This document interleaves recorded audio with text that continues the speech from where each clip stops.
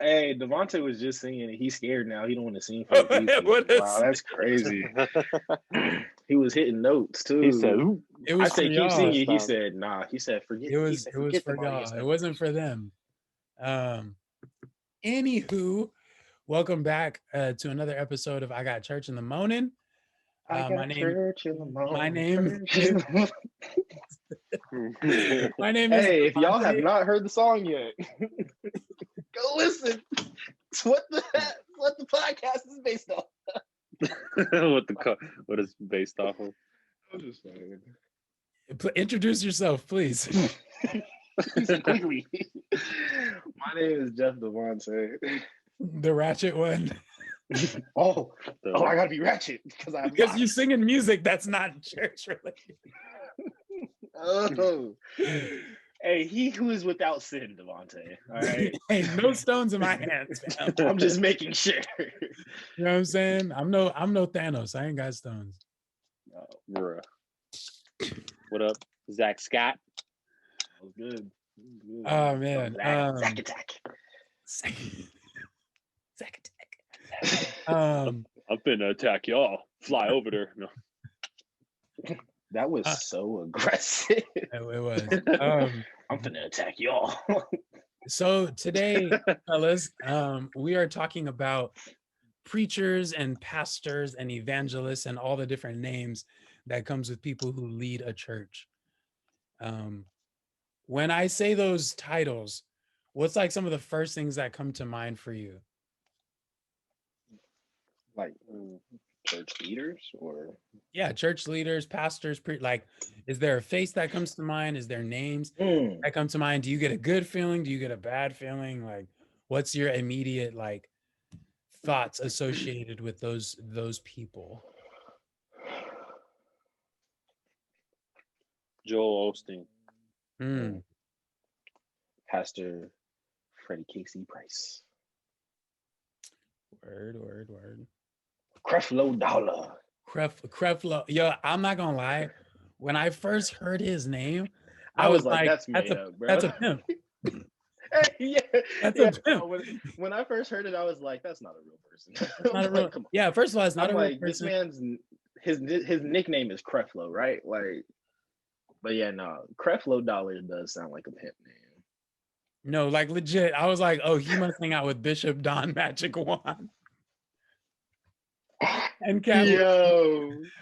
And they come to find out he's the real deal, a preacher. Like, and has been doing it forever. Forever. Oh yeah, I'm about to say, and it's crazy because with Creflo Dollar, I remember there was a thing in the there was like an article. I want to say there was two different articles. There was one article where he got bashed because he bought a private jet. This was like years ago. Oh yeah. But yeah, he bought a private jet.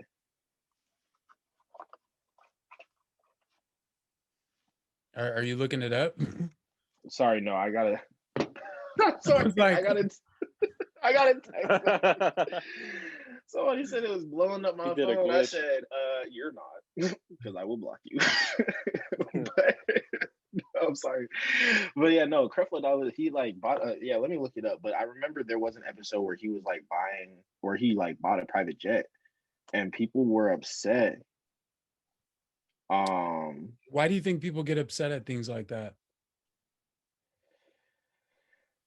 I know why. Because they're haters, man. You know what I'm saying? When you got a world full of haters, you gotta show out sometimes. Okay. I think it was such a big deal because when people hear like church, and when people hear about preachers, especially preachers who prosper, like they assume that if you're in a church, you're supposed to be broke.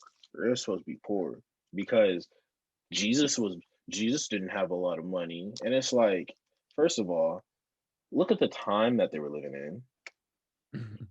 Second of all, a lot of royalty and stuff like that came from, you know what I'm saying, like if you were a king, you know what I'm saying, or if you had a bunch of riches and stuff. But you know what I'm saying? Mm-hmm. Just because you're rich in the kingdom doesn't mean that you can't be rich in real life too. So I think it's just a misconception of people thinking like, oh, if you're a Christian, you're not supposed to have all these nice rich things, and you're supposed to represent, for lack of a better term, like normalcy, and like, you know what I'm saying, not necessarily supposed to be broke, but you're not supposed to be like have all these things, you're supposed to be rich in the kingdom, not rich on the earth. But it's like, no, you can live that broke lifestyle if you want. I'm not going to, because the Bible always says, give and it shall be given back to you, pressed down, shaken together, and what, fellas, runneth over. So if your pockets ain't running over, are you really living your life by the kingdom? Ooh. If you ain't out here getting a bag, are you really doing what the Lord wants you to? Hey, if God give you $10 and you take that $10 and bury it in the ground, He ain't gonna bless you some more. Hello. Yeah, He wants you to invest and grow. He wants you to be. Yeah.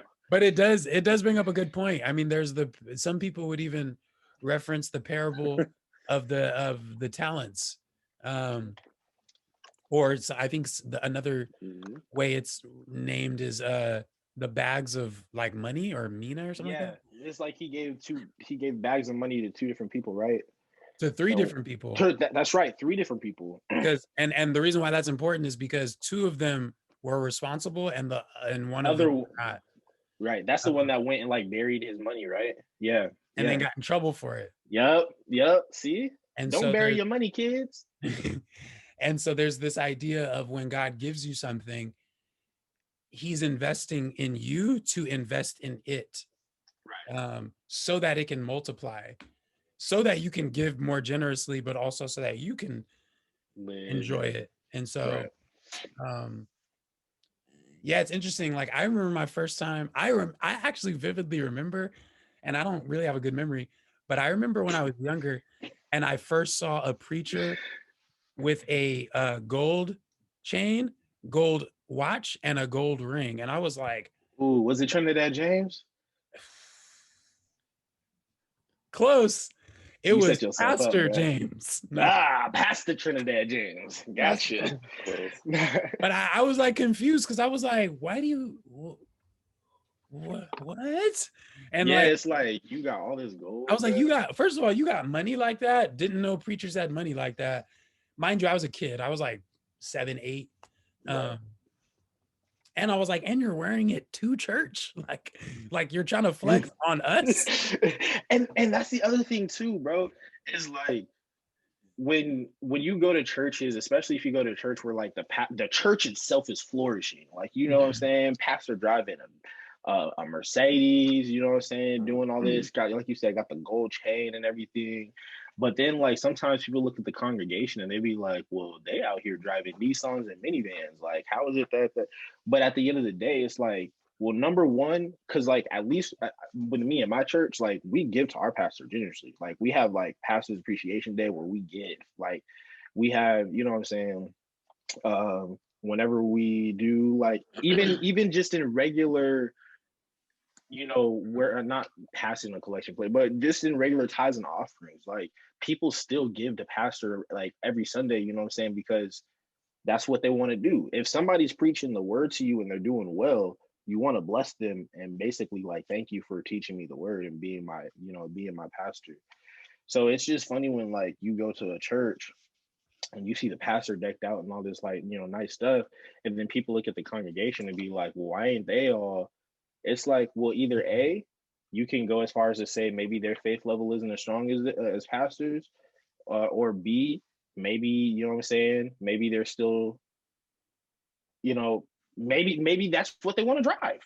Maybe they want to drive a Nissan, you know what I'm saying? Like, they don't, that maybe they're comfortable, you know, where they're at, you know, driving what they are. But at the end of the day, it's like, number one, you can't judge a book by its cover and just assume because the congregation doesn't look as fancy as the pastor that they're not doing well.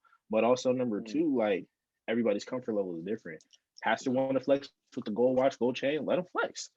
You know what I'm saying? There are a bunch of people at my church that drive Infinities, Mercedes, BMWs, like, Mm-hmm. you know what I'm saying? There are kids who aren't the pastor's kids that drive, you know what I'm saying? You know, C3, C320s or C230 Mercedes Benz, and it's like, oh, okay, like, Different. okay, yeah, you see, but it's like, Different. why we hating on? Why we stop being a hater, bro? Zach, what you think? I don't know. It depends. I mean, there's an intention behind everything. So, at the end of the day, God knows what the intention is. So, I don't know.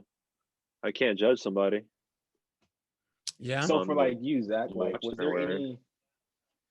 Do you remember maybe like a moment where you thought to yourself like, this pastor seems to be flexing a little too much, or like, did you ever Yeah, have that screw feeling? chains on.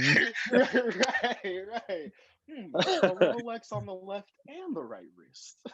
I never seen him wear a tie twice. Why do you have too many clips?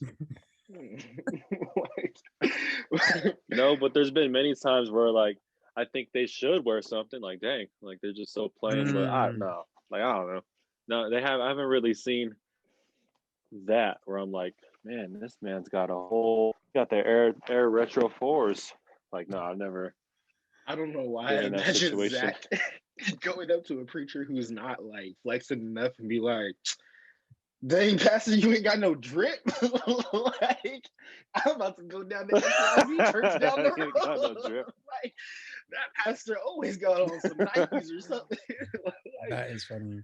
yo, But I think appearance does say something. For some people it does communicate a positive or a negative thing. So you will have people who will visit a church and be like, oh wow, I really like how this pastor's dressed, like, and the way he speaks and all that is important to that person, versus someone who's like, oh, he looks like me, so I want someone like relatable to look at as I'm hearing them preach, which I don't know if either of those are okay. Like, I think, because then you're making a judgment, and I don't know if it's a healthy judgment, and especially if the more important thing is, how is their preaching?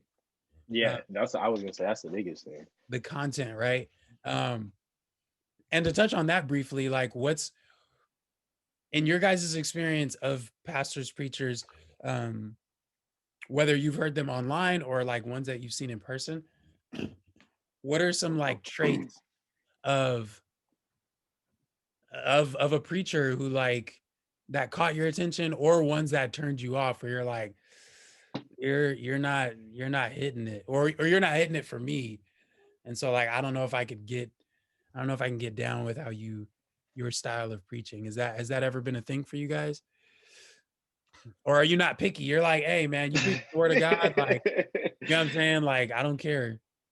No, I mean, I grew up in one church, so like I kind of base all the other pastors off of my pastor. Interesting. Because I mean, I'm not gonna say like I'm super well versed in the word and I know the Bible front to back and all that other stuff, but it's just like I've never heard my pastor say something that didn't make sense. Or like, even if there was a time where he might have preached on something and I was like, well, let me go and like kind of like check it out for myself and kind of just like, you know what I'm saying, read through it. It wasn't like it didn't line up, or you know what I'm saying? Like, Mm-hmm. there never was a time when my pastor was preaching where I felt suspicious of what he was saying. So I feel like anybody that preaches, um, I have to, you know what I'm saying? Like, I line it up with him. Now I will say, oh man, I remember this I remember this experience vividly. I have a friend. I don't know if I can say her name. I don't know if she wants to be thrown out. I'm gonna say her name because I'm not gonna give last names, but I'm gonna just, you know what I'm saying. I have a friend named Brittany, and there was one time where me and Brittany, I can't remember how it happened. I can't remember if it was like I got invited and I went to her and was like, hey, Britt, somebody invited me to this thing, but I just want somebody else that's like, you know what I'm saying, has faith in God to come with me, or she got invited and she asked me. One of the two happened, but we ended up going together to like this meeting, right? It wasn't like an actual church service, but it was like a meeting to kind of like, they just wanted to talk to us about, their church. And it was one of the it was one of those churches that there's God the Mother and God the Father. Yeah, one of those. And so it was just, bro, the vibe was so off because, like, first of all, I'm not gonna front, they hooked us up because they was like, they were like, one of the ladies was cooking lunch, so she was like, oh, here's some food, and it was like menudo. So like they're over here feeding us menudo. I'm like, dang, this menudo is good. I'm not gonna front. Yeah, I was like, it's good. And then they were like, yeah, so we just want to let you just talk to you about religion. Like, so y'all are familiar with God the Father, right? And I was like, oh yeah, God the Father, you know what I'm saying? God the Father, Spirit and the Holy Ghost, you know what I'm saying? Like, I'm listening. And then he's like, yeah. So let's go ahead and talk about God the Mother. And I was like, what? You said right. And Dennis went up. Hey, bro, put the spoon down. Was like, let me tune in what he has to say.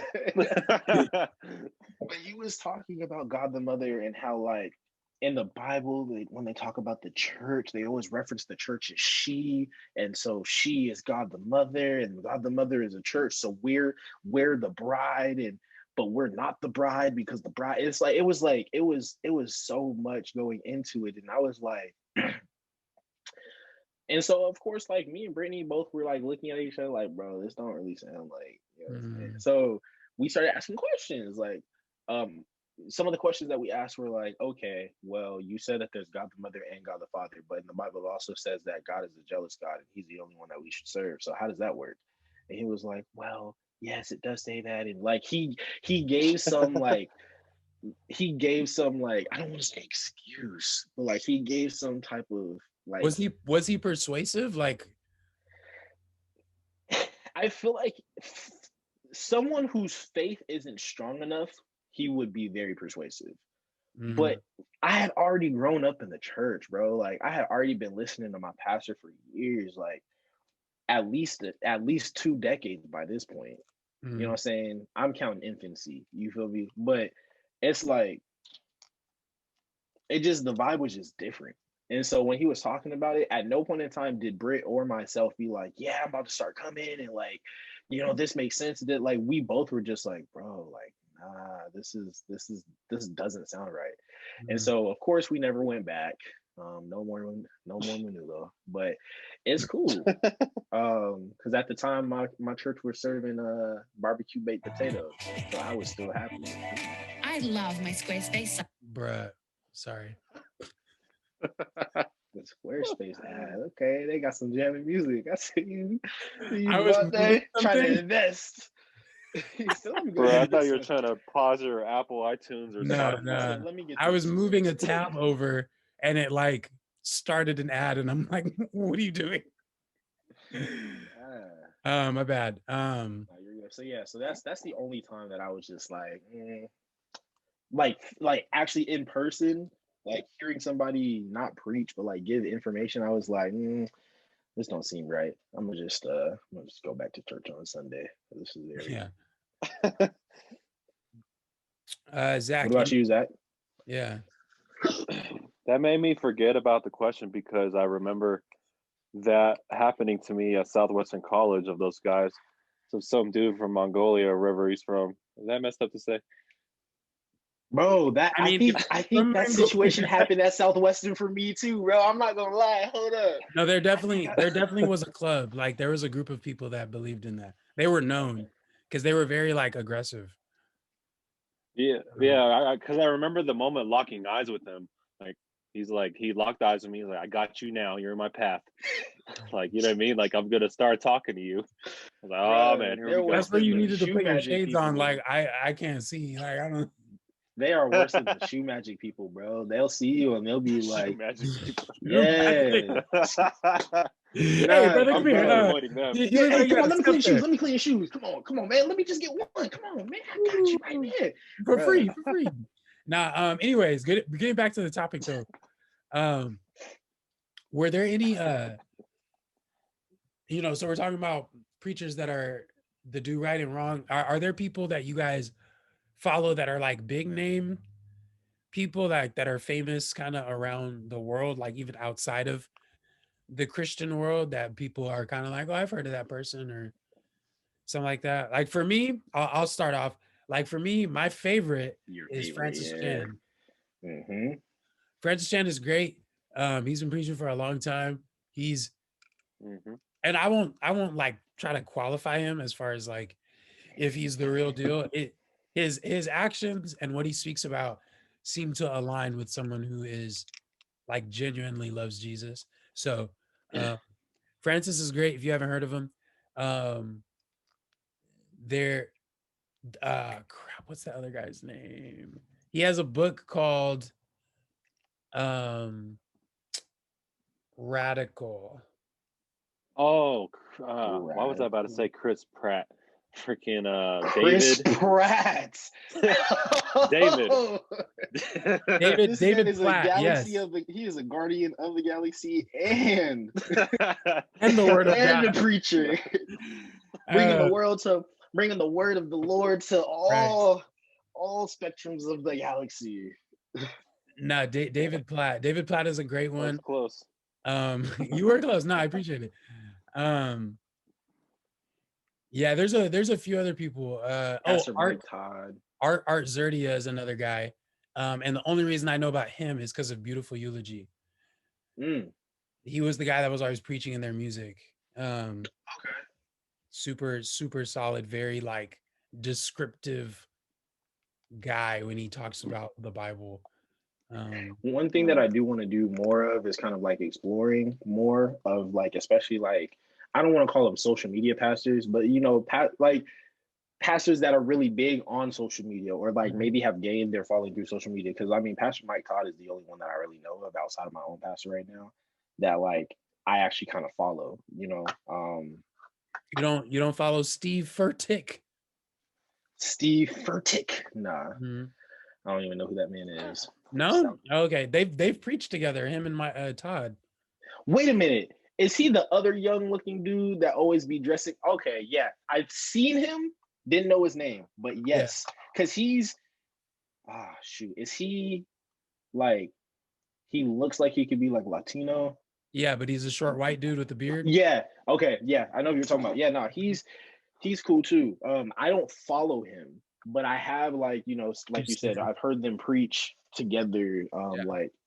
But no, it's I've always just been kind of nervous because like the way I grew up, I grew up in like this I grew up where it's like you go to one church, you know what I'm saying? Like you don't go to like different churches every week and like you find a church home and you stick to your church home. So nobody ever said like that you can't like listen to other people preach, but I always had put it in the back of my head like this is my pastor. Like, I'm not finna switch pastors, just like I'm not finna switch barbers. Like, you go to your barber know your head. He know how to cut you up, know how to fade you, know you know what I'm saying, your pattern and everything. Like, when it comes to preachers, I kind of follow the same rules in this of like there's been, like how we've talked about before, I've went to your church once before. But when I went to your church, it was more of like a youth night thing and everybody was there. We were kind of like mingling and stuff, and it was really dope. And I can't remember if you ever invited me back, but I'm pretty sure if you did, I would have been like, yeah, not to say I don't like your church, but it's like I have my own church that I go to, and like I just got to stick, I just stick with this one. So I think now is the time for me to kind of explore a little bit outside of that. But yeah, I've always just been like, I'm a one church guy, can't be out here pocket dipping. Zach, any like big name preachers that you ever like gravitated towards or read like a book from? Or yeah, well, at least big in San Diego, I would say Miles McPherson's kind of a big name here. Former Chargers. He gave out for the Chargers. He would always bring, Torrey Kelly or Phillip Rivers or Russell Wilson. Torrey Kelly was going to I'm sorry. No, yeah, you're right. That didn't correlate. Because man, I can never leave out the fact that he brought her, which is wild. Wow. But anyways, Kelly was going to the Rock Church on a regular. He's got connections, man, and she No, performs not on the out regular. here in general. Like, Not on the red, bro. I big used fan? to have the biggest crush on Tori Kelly and her voice. Same. Nah, she's an amazing singer. No, she is. You For real. know what? Ooh, This is your love song. Like, see, bruh. y'all thought there wasn't gonna be any singing. You thought you just missed it. Hey, chill You out. knew definitely. But nah, that's crazy. Yeah, I saw his husband in the crowd. I was kind of, you know, looking at him like, I'm gonna catch him in the parking lot. We're not gonna go there. We're not. I object. We're not gonna go there. I saw her husband in the crowd. All right. So I wanted to go through these articles with you guys that talked about preaching itself and like kind of the do's and don'ts, and just kind of like quickly, like very briefly, be like, oh yeah, I've seen someone who did like the when it comes to the do's and don'ts. I've seen someone who's done the do. They've done it the right way. I've also seen someone do this the wrong way. It was hilarious, or like I never went back because of that. Or I had to have a talk with them or something. So this first article is called 7 Predictable Mistakes That Will Kill Your Preaching. Pretty straightforward, yeah. So, you know, we're not going to read the whole article. I'm literally just going to read what 1, 2, 3, all the way to 7 is. So inadequate preparation. Sound familiar? Yeah, man. I mean, I just feel like as a preacher, you got to go with some type of notes. You can't just go out there and wing it.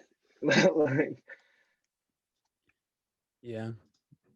I've seen it too. I've seen especially young people, young preachers go up, and it's that arrogance. It's like, oh, I got this. Like I've grown up in this. And, right. The Lord is gonna speak. I'm like, through all right, me. fam. Like, you know, you're a good speaker, but if you don't have something prepared, it's not gonna hit. And like your whole job is for something to hit. So yeah. Number 2, poorly constructed introductions. That's interesting. Is interesting. Kind of that is ties in with the first one, no? I suppose. I guess you know that's something you would prepare. Unless you're prepared, like, but you just didn't think of an introduction. Because you're right. Like, now that I think about it, a lot of the times when I've heard a sermon, like the introductions usually start off with either a story, or the introductions kind of like start off with like, you know what I'm saying? Kind of like whatever the message is for the day. Like they kind of start off with like, y'all, I was at the store the other day, da, da, da, da, da.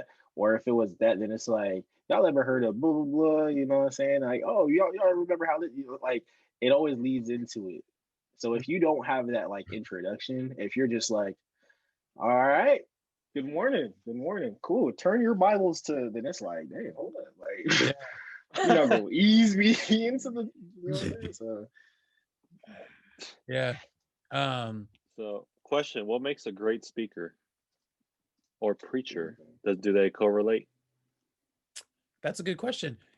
Matter of fact, let's save that question because I think one of the articles that we go through with other tips might hit on that specifically.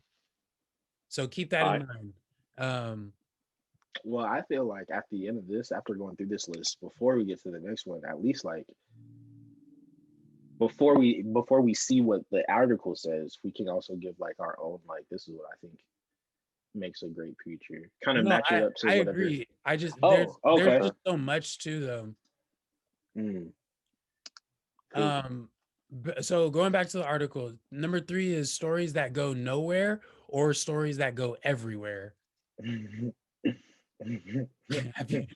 Has that been a mistake you guys have witnessed someone do, where they just kind of are like, where are we going? I have seen it, and it's brutal to watch. You saw it at like an open mic preacher event or what? I've seen it, like, I've mainly seen it in person, like people. I've seen it with the men who are trying to appeal, and instead of just stick with your notes, bro, like they'll just be like, oh yeah, so this reminds me of a time where blank, and I'm like, oh, okay, and at first like everyone's listening, and then it's just kind of like they just continue telling the story with yeah, and we're like, yo, you're like, you've been talking about this for 10 minutes, you only have 45 minutes. Get back to the preaching. Yeah, nah, I've seen it happen, not necessarily with like a preacher, but somebody was kind of like giving their testimony. Of course. Oh, bro, they're giving their testimony like, yeah, man, I was out here, I was selling drugs and stuff, and I was like, what I'm saying, I wanted to be a pimp, so I was doing this, and they were just talking about like, it was supposed to be like, yeah, but then the Lord saved me, and at this moment, this is where I like found God and da da da da. But they got to at this moment, and then they kept talking about.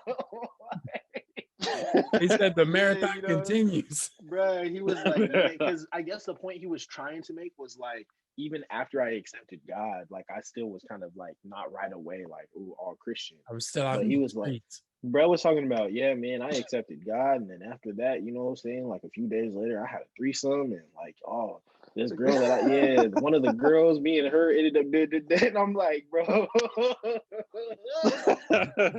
I'm like, where does God go back? Well, hopefully next week is my next testimony review. But of course, like, I'm not going to front. Of course, like, I was interested in his testimony, but now I'm really interested in how are you on like, the stage preaching? Exactly. I'm like, all right. Which kind of ties into number 4. Number 4 is too many points. You seen that, Zach?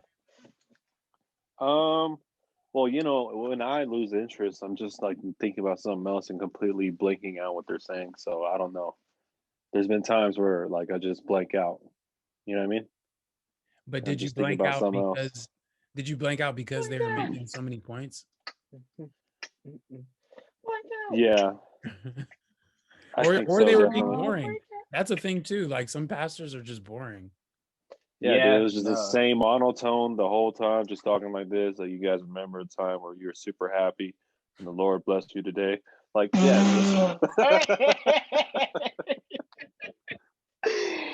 Can you imagine?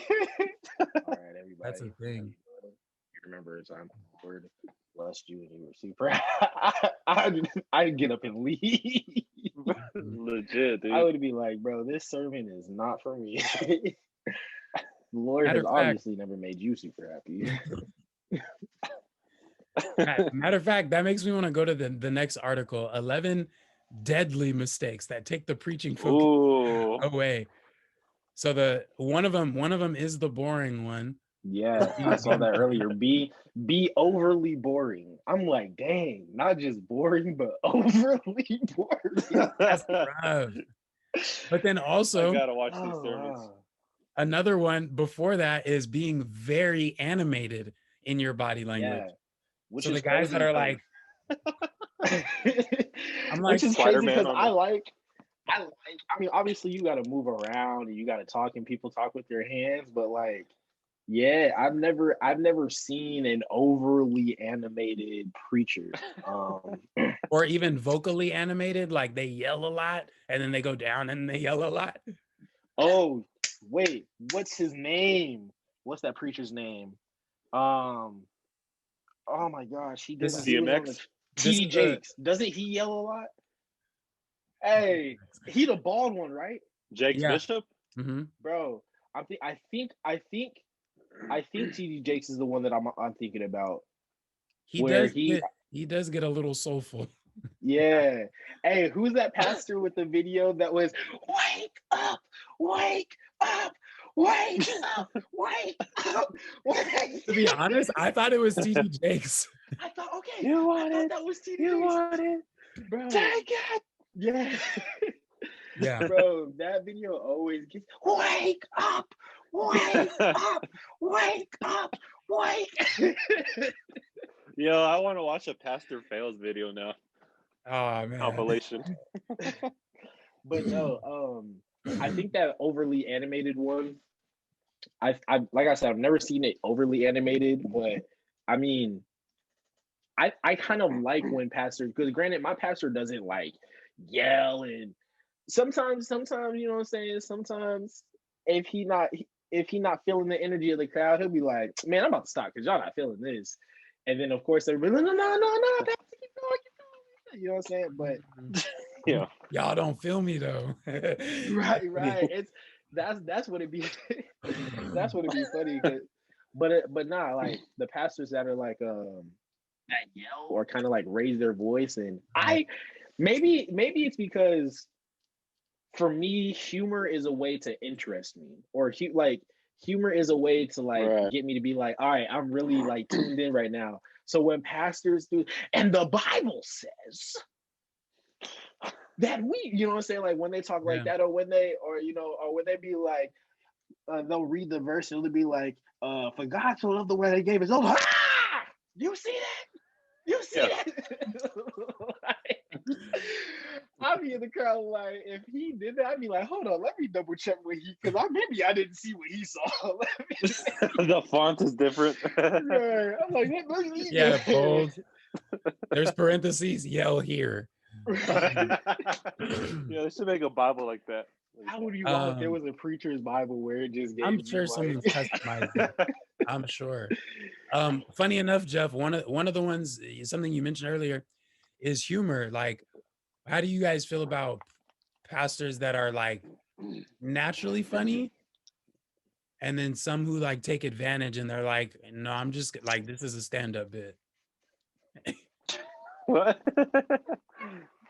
No, like people. Oh, you know what I'm saying? Like some people are very like serious, and then some people are like, we're just gonna smile through this whole thing. Even when the topic is serious, they like find a way to make a joke. I don't think I've ever seen that. Zach, have you peeked that before? I don't think I've ever not on seen somebody try like that. Yeah. I mean, I've seen like I've seen funny like in my eyes, Pastor Mike Todd, he's funny to me. So funny you bring him up. One of the things that makes me like, I'm kind of like I like him, and I'm kind of like that. Is he like he'll extend a joke, and I'm like, oh, okay. Part two joke. Part two of the joke. Okay. But you know what though? Because Pastor Mike Todd is corny funny to me. He's corny funny, but it works for him. It does because work. Like I think. Oh, this is gonna sound so bad. Well, because he doesn't do it all the time, but there is he doesn't do it all the time. Where he'll like his joke, and then he's like, "Hey, that was funny. I'm gonna do it again." Like, Pastor Mike Todd is a funny looking guy to me. He's Carlton. Yeah, that's a good way to say it. He's Carlton, because if Carlton preached, he would be Carlton. But I mean, and it's just because like sometimes when he does things or when he says things, like you said, most people would be like, yeah, okay, all right, I'm following. But for me, it's just like, dang. I think for me, it's like that's where I kind of see like, oh wow, he really loves doing this. Or like, oh wow, like he really enjoys like connecting with his congregation, like, and that just makes him such a fun pastor to me, and that's why I like watching him. So. Another mistake that's noted is when they try to use Greek, Hebrew, or some like historical thing to impress the people they're preaching to. Have you guys witnessed that at all? Bro, it's really crazy because like maybe I don't have a lot of experiences with pastors. Because I mean, that's what it sounds like, because you said you've had the same. Yeah, because I mean, my pastor, he doesn't do it to impress. Like he'll be like, all right, this is like there'll be a word in the Bible, and he'll be like, all right, let me break this down. This word is the Greek, is Greek for da da da, or this is Latin for da da da, or you know what I'm saying? Like he'll break the word down for us, and it'll be like, oh, okay, that makes sense, and he'll tie it into the, you know what I'm saying, he'll tie it into the sermon, but it's never like, oh yeah, I'm about to impress them right here, watch this, and like pulls out something. So yeah. Yeah, no, I've seen a lot of pastors, but it's not ringing a bell of a time like that happening. I think we're too boring for Devontae, Zach. I don't think we've experienced enough. but even like the fact that you guys haven't, you know, there's something to that too. There's something to the experience of I've stayed in my like home environment. I've stayed at home base for the majority of my experience, and so that also in a way, like what's the word, it narrows your the way you, yeah, like even, I mean, Jeff said it earlier, like a lot of how he bases sorry, a lot of what he bases good preaching off of is the pastor that he's always heard his whole life. So which can be good and bad, because when you don't hear other styles, you might not be as receptive to them. Now what makes the difference is Jeff himself is an open-minded guy. Yeah. But there's not a lot of Jeffs out there. Most people are kind of closed-minded. So if they've stuck with one person, anybody else is gonna look crazy to them or weird, Bruh, or wrong. You know what's crazy about this whole thing? I'm thinking about the times that I've went to different churches, and just about every time I've went to a different church has been with you, because I went to your church. Didn't we go to Cornerstone together where we saw Propaganda? Yep. It was me, you, and Brittany, right? I don't remember her being there, but I do remember seeing Prop. Do you remember seeing it with me? I'm pretty sure. I'm trying to remember. Am I making stuff up? Oh no. Well, you for sure saw Prop with her. I remember, yeah. We saw Prop at Cornerstone Church. Okay. Was that where you saw him? I think so. I did see him at a church. Who opened for him? Was Swoop there? And it wasn't a concert. Oh, he was like he was preaching. So it must have been me and Brittany then. Yeah. So no. So I never seen him preach. I've only seen him perform. So it was like we went to Cornerstone Church, and there was the pastor of Cornerstone Church was there, and I think it was one other pastor that was there too from another church, but then Propaganda was there, and he wasn't necessarily preaching, but he was doing his spoken word, and then that of course kind of led to him like sharing a little bit, and then that's when I saw Propaganda. So I didn't see him perform. Like I only saw him like his spoken word stuff. So, but yeah, I went to your church. I went to Cornerstone Church. How was Cornerstone?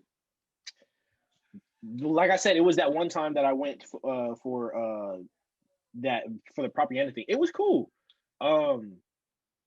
You know, I didn't feel uncomfortable. I didn't feel like, oh, all right, they're talking different. You know what I'm saying? Like it seemed very like, you know, they follow the word of God, and they keep it simple, but it works for their church and their congregation. So I think those are the only two times that I really stepped out of like my own church and visited another church that I can remember. It might have happened when I was like a kid or something, but as an adult, those are the only two times I can remember. All right. So the last article I wanted to read, and this will kind of transition us into the last topic, is 12 phrases. Yo, these titles, 12 phrases that might burn down your church.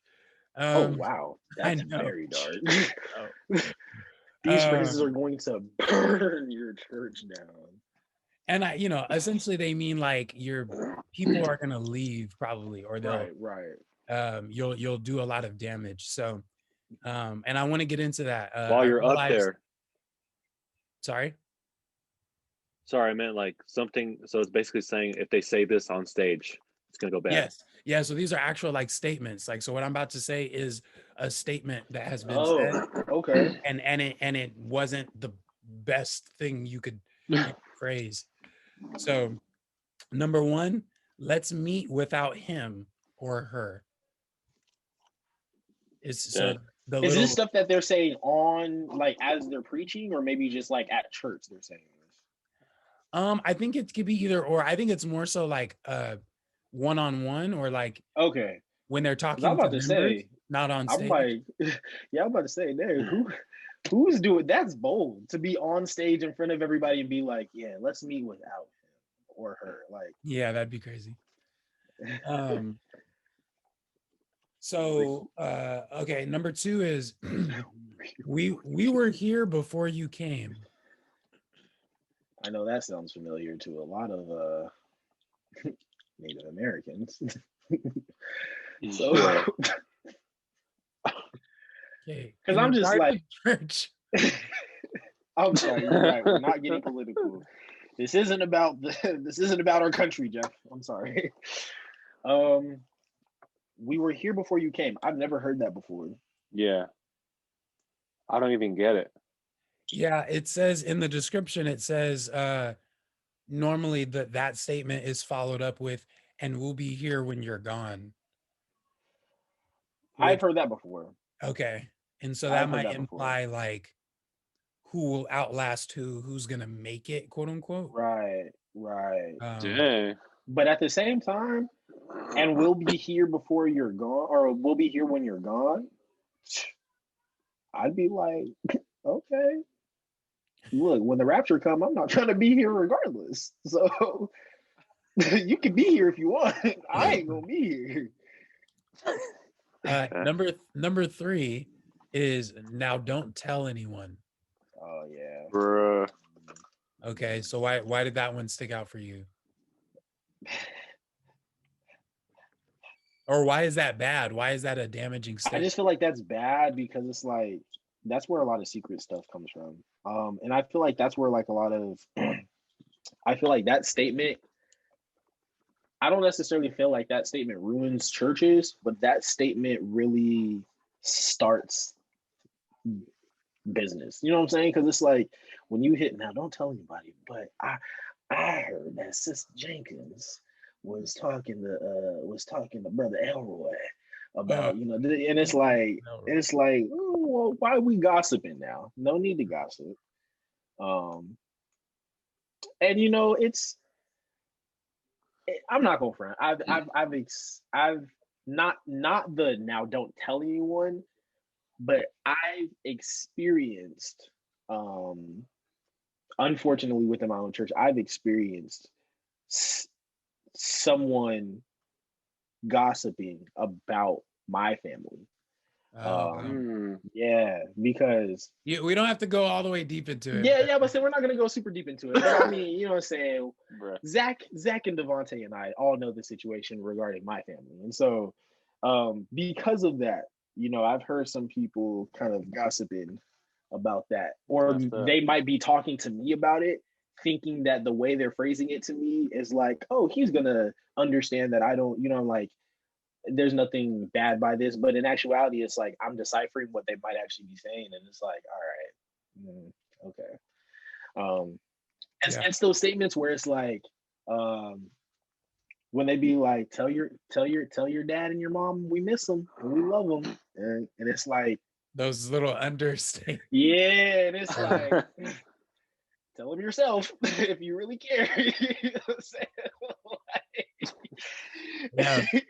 Yeah. Because those always get me. Because I'm sorry, I don't mean to go on a tangent, but I feel like it needs to be said because like when it comes to the church and church relations, especially if you go to a church where your church is considered a family and they're considered, people that especially like I grew up in my church, so everybody knows me. I know everybody. We all know each other.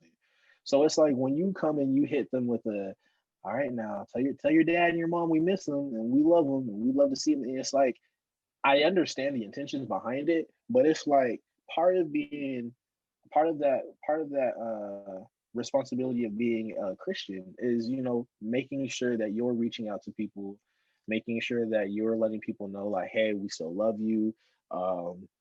you know what I'm saying, we want you to come back. Like, that's not to say that that's not my job, but it's like, if you truly cared about the people that you say you want somebody to tell them that, hey, tell them that we miss them, it's like you would do it yourself. Because I could tell them all day, but it don't mean nothing if it's coming from me versus if it comes from somebody outside of the household. You feel me? Versus when it's like, oh, you're actually putting in the effort to bang my line, or you're actually putting in the effort to email me or to text me or whatever the case is. So I personally just don't like those statements of like, oh, tell so and so we miss them, or tell them that we love them, or like, you know, whatever the case. Because it's like, tell them yourself. You know what I'm saying? Let them know I'm here. I'm showing up.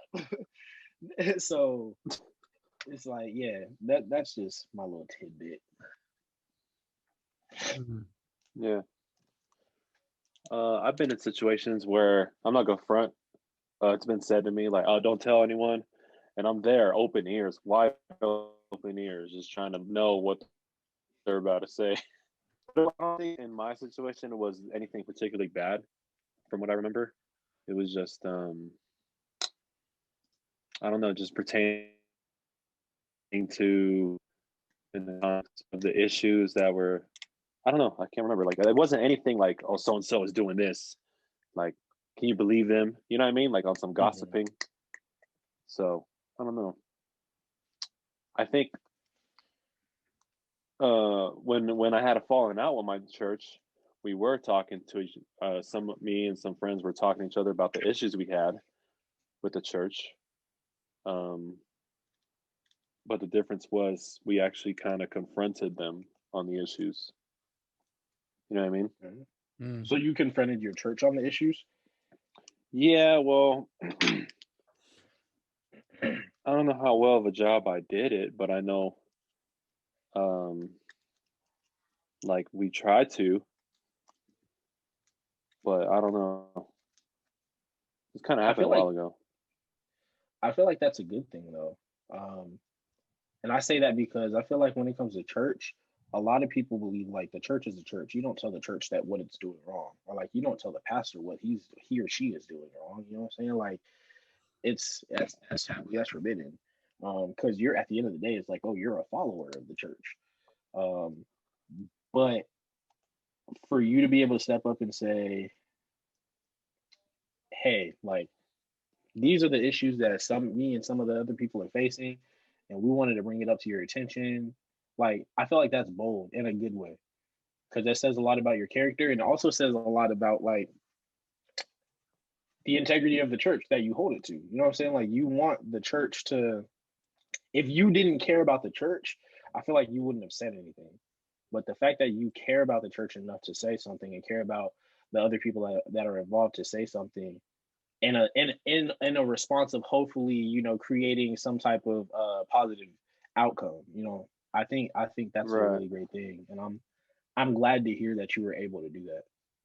Yeah, well, here's the thing. I'm not gonna. It was like we talked about it, and then so and so that we like this person did mention it to them, so it wasn't me. You know what I mean? Right. But to keep it was like it's a small church, right? So imagine a small church and just kids yelling. The small thing is kids yelling, like, "Yo, control your kids." So we just bring that little issue up, like literally screaming and yelling, you know, and they're not doing the thing about it.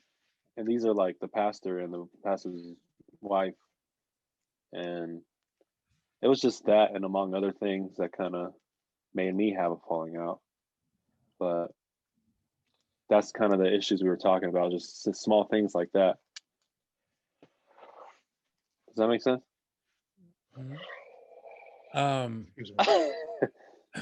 My last question is, when it comes to the personal relationships you've had with people who lead a church, what do you think made them good? Like, what strengthened them? Whether it was like an activity or something that they did, like their character or personality just helped you get closer to them. And then also the opposite, what's something that made you pull away from them or caused a rift or caused some kind of conflict? that either you experience or you've heard your friends often experience, that would come up with their leaders and stuff like that? Is there anything there that you guys are willing to share?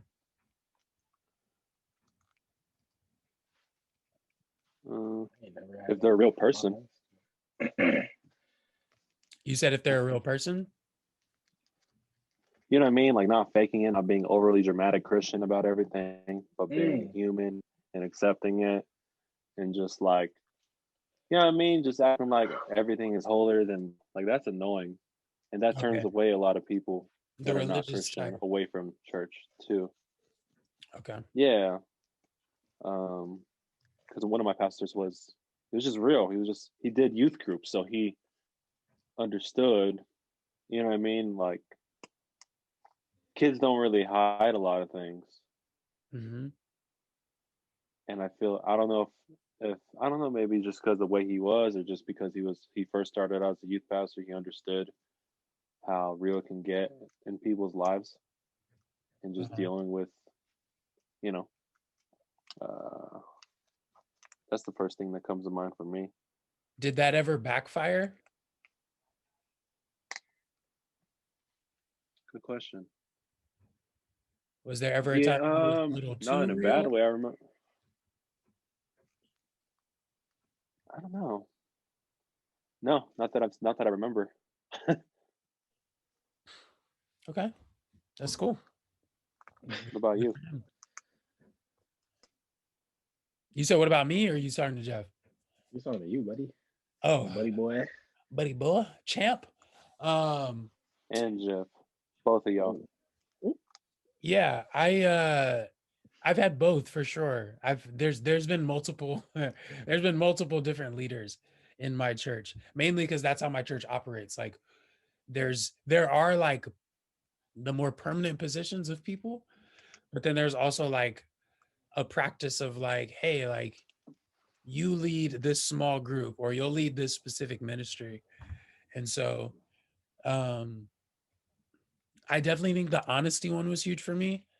I realized over time a lot of what I enjoyed about a preacher really was because of things that my parents embedded in me. And so I too didn't like the fakeness, the over churchy leaders that use the word bro a lot and use the word awesome all the time. Never that always was an indicator of like, oh, okay, so you're like trained, like bro. Yeah, I'm about to say I've never heard a preacher, even a young preacher. I don't think I've ever heard a young preacher. I've heard them use brother, like, yeah, brother, you know what I'm saying? But I've never heard them use bro. Oh, well, in a lot of San Diego churches, they say bro like for everything. Both in church and out church. Like if they see you at the grocery store, they'll be like, bro. They'll be like, what? They'll That's be like, how they are. Bro. Are you drunk, sir? Bro, what's up, bro? Yeah, another I think one thing that also pulled me in was like their passion. I gravitated towards people who were and they don't, and you know, let me be clear, I'm not talking about being extroverted.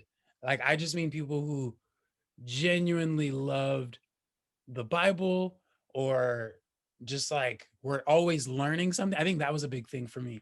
Like people who were always, you could tell like they were humble because they're like, yeah, man, I'm reading this book and it changed my perspective on this, or me and my wife are working through this and I'm you know, I'm learning to practice this. But I was like, yo, that's real. Like, you know, I like that because you're not putting on this position of like, I'm good. And so, and that was a trigger for me. Like people who were just always good, I'm like, oh, you're, you know, you and God are just always tight. Like you never had issues. Yeah, never liked that. Even when I was younger and didn't understand a lot, that still was like a yellow flag for me. I think things that caused issues were like favoritism. I would notice when certain preachers were like especially in like youth groups, they would call on the same people, ask certain kids to help them with something. Like, yo, why aren't you asking, you know, not get political, but like you're choosing the same kids. They look the same. They talk the same. They come from the same economic background. And so yeah, you know, those were all flags that I never that I would catch, or you know, sometimes it took a while for me to catch, but once I did, I was kind of like, oh, okay, like I'm not rocking with you anymore. Um, and I was not afraid to be bold about it. Like I wouldn't say it immediately right when I caught it, but there was some irrational moments on my end where like I'm like, yeah, bro, like you're you know, you just favor people, and they're like, what? And they'd have to talk to my mom, and my mom is like, I mean, he calls it how he sees it. So if you are, like, I'm about to say, yeah. like, I'm not she's crazy. Like she's very much like that person. So she like, hey. my mom would be like, "Are you?" Like, answer the question. What are you afraid of? He's a Right, kid. answer the question, sir. Yeah. If he's wrong, then he's wrong. But anyway, so yeah, that's kind of where I was, and I think, you know,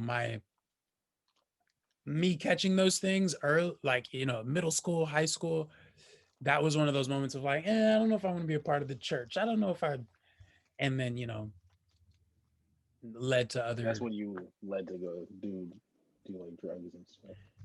Yeah, you know, that's when the heroin kicked in. No, no. And you know what I'm thankful for, and a lot of people have experienced this where like they base a lot of their faith on a person, which is wrong. So unfortunately, they would experience that hurt and be like, oh, this represents everything that I know. And that's irresponsible. I think, you know, we'll talk about that in later episodes, but it's very unfortunate that like sometimes I think preachers don't understand like their position has impact. Big time. Big time. Did you want to share, Jeff? Wait, what about you, Jeff? All right. I don't know. I mean, as far as like people in positions, it's like, you know, pastors, ministers, I've never. Oh, it's gonna sound whack, bro. I've never had any beef with your anybody. Experience. Like, yeah, I've never. I mean, my minister. He's like, man, my testimony legit though. Bro, right? I'm like, shoot, have I really been going to church if I ain't got no beef? Like, but now, like, I don't have any, like, there are no red flags that happen within the positions. I think the only red flag that I've experienced, it's not even really red, but you know what I'm saying? Like, as I mentioned before, my pastor, like, there's my pastor, and then there's ministers that, you know, every once in a while he'll have a minister go up and he'll have them preach, and they'll give the word for that day. But there's one minister who I love this person. You know what I'm saying? But you know, his preaching style just really it's hard to stay tuned, hard to keep you know what I'm saying? So I mean, aside from that, where it's just like, all right, I kind of wish, you know, pastor came back or I hope pastor's here next week. Aside from that, like, I've never really like experienced anything. I never felt like there was an unfairness between, you know, like with my youth minister and like our youth group. I think if anything, there just might have been red flags within the congregation. But even then, I don't think it was anything. The only thing that I really wish I did was like when I would get those questions of like, all right, well, tell your parents that I said hi, or, you know, tell me love them, and, you know, how are they doing? That's the question that they would ask to. How are they doing? Are they doing good? yeah, like trying to see what they've been up to. Mm-hmm. I wish I was bold enough to tell them then and there, be like, hey, how about you go ahead and give them a call? If you don't have their number, I'll give it to you right now. Like,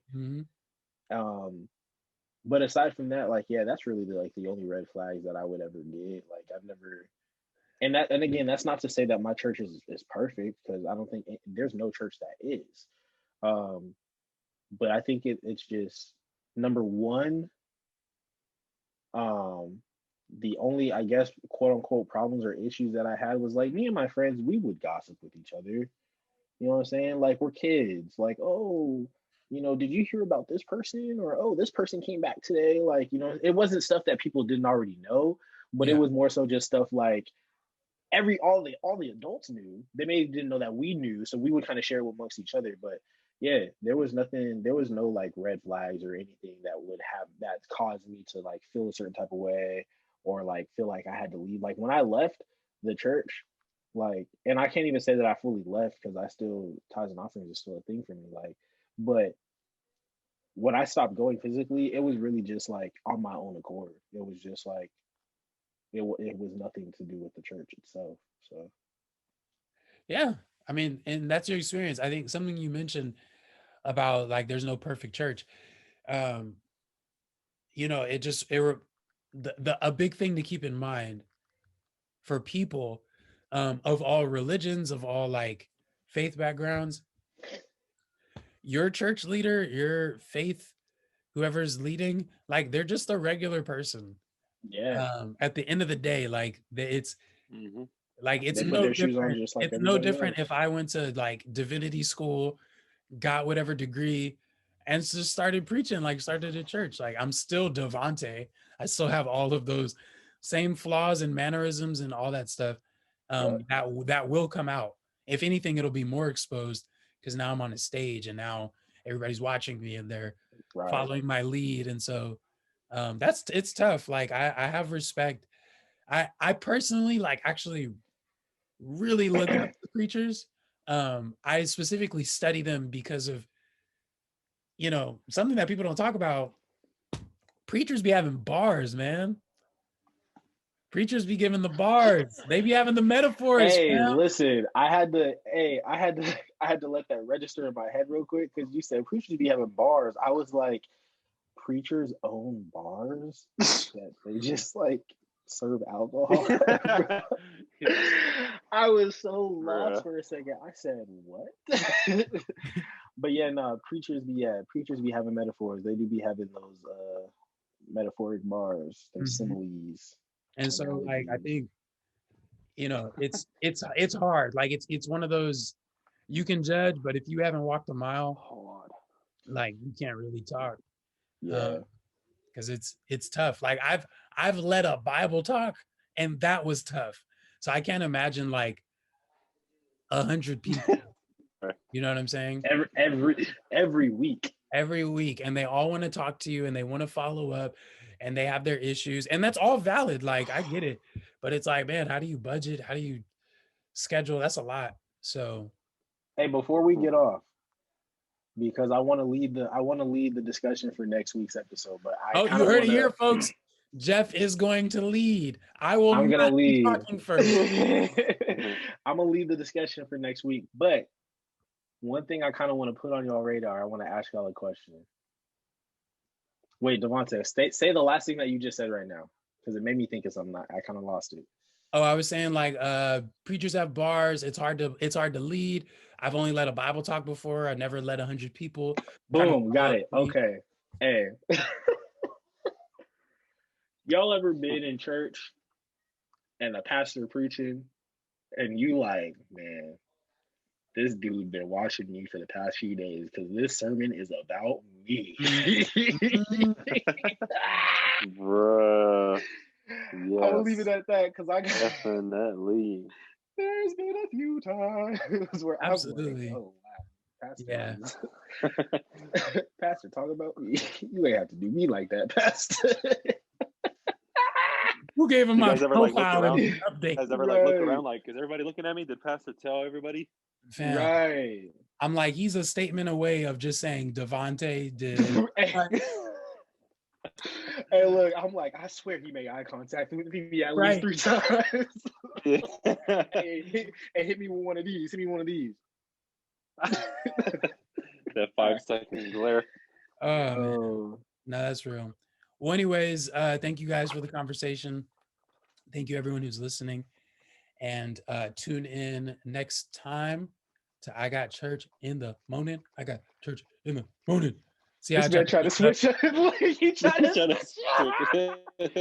He said, I got church in the morning. Come on, man. We all know that's not how it goes. I got church in the morning. Nah, we're making our own music. You know what I'm saying? The Bible like says the Bible says make a new song. That Derek Minor one. I'm just doing like you were doing that a traditional turn of cadence. It was nothing. Anyways, who y'all. You know? Who you know? Or you can hit him with the because I got church in the morning. Preach. Call me Uncle Drew. They don't know who they're playing with, boy. Because Levinson is weird. Levinson All right. is weird. Rappers I grew up with now. Thank you for tuning in.